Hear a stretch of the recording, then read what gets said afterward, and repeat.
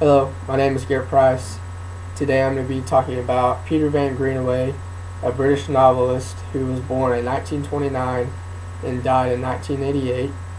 He was an author who prospered during the 1960s, the 1970s, and the 1980s.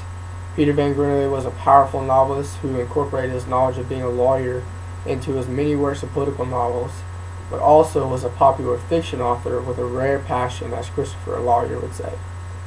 He is an author of great importance, as he is a figure for all of us to look up to, as he once had so much passion to be a lawyer, but followed God's path into being an author. His work transitioned into a movie, different styles of work, and the question of if he was successful defines him. So first, Philip would say in the article called Curmudgeon, our first encounter with Peter Van Greenaway, if we heard of him at all, would have been in Jack Gould's film of Medusa's Touch. Many would say that this film was also a way to say that it was his best novel written, as it was the only movie to make cinemas. This film was released in 1978 and starred Richard Burton as well as Lino Ventura. We later learned that the film and novel were a little bit different. The story concerns a middle-aged English novelist who is also a telekinesis, which has left a trail of more or less deserving victims during his entire life. He shows a convincing knack of dissecting evil genius and showing what he is capable of. So it's kind of a weird story. Now that we know about his film, let's look at his different styles of work. Now we will go in depth of his works and how different they were. It seemed to be thrillers that he was mostly known for and published for, because he published at least 20 of them, as well as short stories. They ranged from topical, political, which he was advanced in with being a lawyer, satirical, hilarious, and rather mysterious, as the Medusa's Touch previously showed.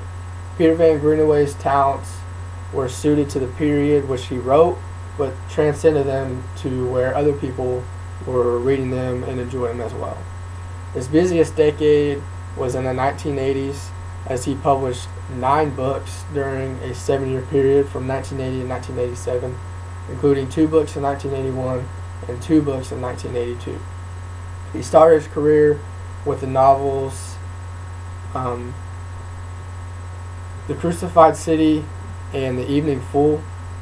His highlight book would most likely be The Medusa's Touch, or one of my favorites, because my grandpa was in the Vietnam War, Take the War to Washington, where he wrote about dealing with the Vietnam War. Now lastly, we will talk about if he was successful or not. Most people may not think that an author whose so-called work died when he died is successful, but Peter Van Greenaway would be considered successful, and here's why. For someone who was a a UK lawyer born in London, who turned into a brilliant and full-time author, I think he turned out to be okay. I feel a sense of emotion for Greenaway, because for me, it could be kind of an inspiration, and it could be an inspiration for you as well. There's so many authors out there, and each one has a distinct aspect that sets them apart. As for Greenaway, his aspect was every odd that he had against him, and we all have odds against us. By changing his career and the highlight of his life, and I truly believe that alone defines his success. He published 20 plus books, and one of his novels was even a cinema. So in my eyes, I felt like he was doing something right, and I think a lot of us can see that, as he was very successful during his time. If you were a lawyer and you worked so hard to become one, would you be willing to throw all that away and quit to become a full-time author? I don't know if I could do that. After hearing about his work transition into a movie, his different novels and his styles of work, as well as the question of is he successful or not, shows as well that his rare passion and purpose made him an author who had lost popularity when he died, but will never have his name lost in the list of popular authors during his time 30 to 40 years ago. I challenge you to read one of Peter Van Greenaway's books and find a way to be inspired, as his road from lawyer to author was an inspiration to me.